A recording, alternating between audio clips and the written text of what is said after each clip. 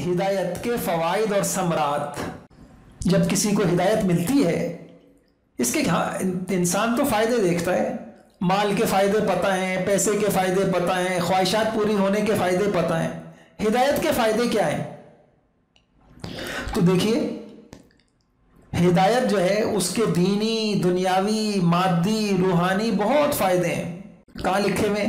اس کو کوئی قرآن سے دیکھنا چاہے، کہیں تو صراحتاً اللہ نے ہدایت کہ میں جن لوگوں کو ہدایت دیتا ہوں ان کو یہ دیتا ہوں، کہیں تو قرآن میں ہدایت کے عنوان کے تحت لکھے ہوئے ہیں، کہیں استقامت کے تحت لکھے ہوئے ہیں، کہیں ایمان اور اعمال صالحہ کے جو سب فوائد ہیں وہ سارے ہدایت کے فائدے ہیں، توبہ استغفار کے جتنے فائدے ہیں وہ سارے ہدایت کے فائدے ہیں، دین پر عمل کرنے کے جتنے فائدے ہیں وہ ہدایت کے فائدے ہیں، قرآن پر عمل کرنے، اتباع، اس کے جتنے فائدے قرآن میں ہیں لکھے ہوئے ہیں وہ سارے ہدایت کے فائدے ہیں۔ میں آپ کو صرف سری جو ہدایت کے لفظ سے اللہ پاک نے فرمایا وہ فائدے میں آپ کو گنواتا ہوں۔ نمبر 1، بہت اہم بات بتا رہا ہوں میں آپ کو، ہدایت کا پہلا فائدہ یہ ہے کہ ہدایت سے ہدایت کے درجات میں اضافہ ہوتا ہے۔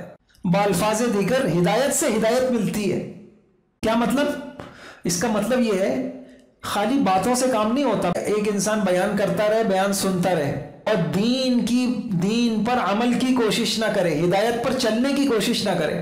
اللہ کی سنت یہ ہے کہ جو ایک قدم اٹھاتا ہے اللہ پاک اسی چیز میں اس کا اگلا قدم اٹھوا دیتے ہیں۔ ایک آدمی نماز کی طرف آئے گا، آپ دیکھیں اگلا قدم یہ ہوگا اللہ پاک اس کو نوافل کی طرف لے آئیں گے، کوئی نفلوں کی طرف آئے گا اللہ اس کو اور آگے بڑھا دیں گے، خرچ کرنے کی طرف آئے گا فَسَنُيَسِّرُهُ لِلْيُسْرَى۔ یہ اللہ کی سنت پہچاننا ہے ہمیں۔ یہ نہیں ہے کہ میں بیٹھا ہوا انتظار کرتا رہا ہوں کہ کوئی دن آئے گا اور خود بخود میں نمازی بن جاؤں گا، بس پھر میں اس دن سے نمازی بن جاؤں گا۔ ہمت کرنا پڑے گی، پہلا قدم خود اٹھانا پڑے گا، اگلے قدم اللہ اٹھوا دیں گے۔ ہدایت پر چلنے سے ہی اللہ پاک مزید آگے کی راہیں، جیسے آپ دیکھیں جو لمبے سفر پہ جاتے ہیں، بسا اوقات گاڑی میں جا رہے ہیں، لمبی دور تک سیدھی روڈ ہے تو کیا محسوس ہوتا ہے آگے کہ راستہ سراب ہے اور شاید ایسا لگتا ہے کہ جیسے آگے راستہ بند ہے۔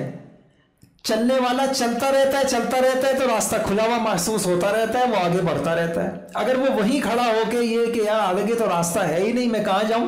تو دین پہ چلنے کا اور ہدایت حاصل کرنے کا بہترین طریقہ کیا ہو گیا؟ ایک قدم آپ اٹھائیں، اگلا قدم اللہ اٹھوا دیں گے۔ آپ 2 قدم اٹھائیں، تیسرا اللہ اٹھوا دیں گے۔ آپ 3 اٹھائیں، اللہ پاک آگے چلا دیں گے۔ اسی کو اللہ نے قرآن میں کہا وَالَّذِينَ اهْتَدَوْا زَادَهُمْ هُدًى وَآتَاهُمْ تَقْوَاهُمْ۔ جو لوگ ہدایت کے راستے پہ چلتے ہیں میں ان کو ان کے تقوی میں اور اضافہ کرتا ہوں، انہیں ان کے حصے کا تقوی دیتا ہوں۔ اسی کو قرآن میں کہا وَيَزِيدُ اللَّهُ الَّذِينَ اهْتَدَوْا هُدًى۔ جو لوگ ہدایت کا راستہ اختیار کرتے ہیں اللہ ان کو ہدایت میں ترقی دیتے ہیں۔ تو ہدایت کا کتنا بڑا آسان راستہ کی بات سمجھ میں آ گئی۔ ایک فائدہ ہدایت کا یہ ہو گیا کہ اگر ہمیں ہدایت میں ترقی کرنی ہے تو ہم ہمت کر کے، کوشش کر کے، مجاہدہ کر کے، حوصلہ کر کے ہم کرنا شروع کر دیں، آگے اللہ کروا دیں گے۔ جو ہمارے بس میں ہم کرنا شروع کر دیں، ہم نماز شروع کر دیں، آگے اللہ خشوع کا راستہ بھی آسان کر دیں۔ ہدایت کا دوسرا فائدہ، گمراہی سے حفاظت ہو جاتی ہے، جنت کا راستہ آسان ہو جاتا ہے۔ واضح سی بات ہے، سورہ طٰہٰ میں فرمایا فَإِمَّا يَأْتِيَنَّكُم مِّنِّي هُدًى فَمَنِ اتَّبَعَ هُدَايَ فَلَا يَضِلُّ وَلَا يَشْقَىٰ۔ اے آدم، اب آپ کو دنیا میں بھیجا جا رہا ہے تو جو کوئی بھی آپ کی اولاد میں ہدایت کا راستہ اختیار کرے گا، اس پہ چلے گا تو وہ نہ گمراہ ہوگا نہ کسی مشکل میں گرفتار ہوگا۔ اس لفظ پہ غور کیجئے گا، علماء نے عجیب ترجمہ کیا ہے، فَلَا يَضِلُّ وَلَا يَشْقَىٰ۔ تیسرا فائدہ، ہدایت پہ چلنے والوں کو دنیا آخرت میں امن ملتا ہے، امان ملتا ہے، خوف و غم سے سلامتی ملتی ہے، حقیقی امن ملتا ہے، چین، دلوں کا چین، اطمینان ملتا ہے۔ وَمَا نُرْسِلُ الْمُرْسَلِينَ إِلَّا مُبَشِّرِينَ وَمُنذِرِينَ فَمَنْ آمَنَ وَأَصْلَحَ فَلَا خَوْفٌ عَلَيْهِمْ وَلَا هُمْ يَحْزَنُونَ۔ چین ملتا ہے، دلوں کا سکون ملتا ہے، اطمینان ملتا ہے، بے خوف، علماء نے لکھا بے خوف و خطر مستقبل کی ضمانت ہے۔ اللہ نے اتنی سری ضمانت لے لی، دیکھو تم کو دنیا میں بھیجا جا رہا ہے آدم و حوا، اب جو بھی میں ہدایت بھیجوں گا، میں جو ہدایت پہ چلے گا وہ اس کو نہ خوف ہوگا نہ غم ہوگا، اس کا مستقبل روشن ہوگا۔ قرآن کی سنیے، سورہ اعراف میں فرمایا یا بنی آدم اما یاتینکم رسل منکم یقصون علیکم آیاتی فمن اتقى واصلح فلا خوف عليهم ولا هم يحزنون۔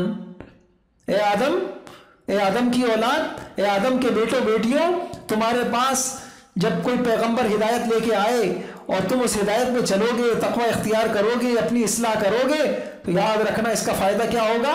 پھر نہ تم کو زندگی میں کوئی خوف ہوگا نہ غم ہوگا۔ آج سبھی چیزیں نصیب ہیں اور یہی چیز نصیب نہیں، اور کسی کی زندگی اس وقت تک حیات طیبہ خوشگوار ہو نہیں سکتی جب تک کہ یہ خوف اندر سے نہ نکلے۔ قُلْنَا اهْبِطُوا مِنْهَا جَمِيعًا فَإِمَّا يَأْتِيَنَّكُم مِّنِّي هُدًى فَمَن تَبِعَ هُدَايَ فَلَا خَوْفٌ عَلَيْهِمْ وَلَا هُمْ يَحْزَنُونَ۔ اس آیت میں بھی یہی کہا، اب دنیا میں تمہارے پاس ہدایت بھیجی جائے گی، جو اس ہدایت کی پیروی کرے گا اس کو غم نہیں ہوگا، بے خوف و خطر مستقبل ملے گا۔ میں نے آپ کے سامنے ہدایت کے 3 فائدے آپ کے سامنے رکھ دیے، 3 باتیں سامنے آ گئی آپ کے۔ ہدایت کی قسمیں کتنی ہیں؟ قرآن سے سامنے آیا مختلف آیتوں سے، اور ہدایت کی شکلیں، کسی کو جب ہدایت ملتی ہے اس کی صورت کیا ہوتی ہے بتا دیا۔ اس کو سینے میں ایک نور اللہ دیتے ہیں، اس نور کی برکت سے اس کے لیے سارے کام آسان، فجر میں اٹھنا آسان، پردہ کرنا آسان، دین پہ چلنا آسان، گناہوں سے بچنا آسان، رسم و رواج کو چھوڑنا آسان، اللہ کے نبی کی سنتوں پہ چلنا آسان، لوگوں رسم کی اور ماحول کی مخالفت کے باوجود دین پہ چلنا آسان۔ یہ ہدایت کی نشانیاں ہیں، اور جو لوگ ڈرتے ہی رہ جاتے ہیں، ماحول کیا کہے گا، حالات کیا کہیں گے، لوگ کیا کہیں گے، فلاں کیا کہیں گے، نہیں جی یہ ان لوگوں کے لیے مشکل ہوا ہوتا ہے جن کے سینے میں ہدایت نہیں ہوتی، ہدایت کا نور نہیں ہوتا۔ ہدایت کی 2 قسمیں کیا ہیں، اور ہدایت کی شکلیں، یعنی کسی کو اللہ ہدایت دیتے ہیں تو کیسے دیتے ہیں، اور ہدایت کے فائدے کیا ہیں، آپس میں اس کو دہرا لیں۔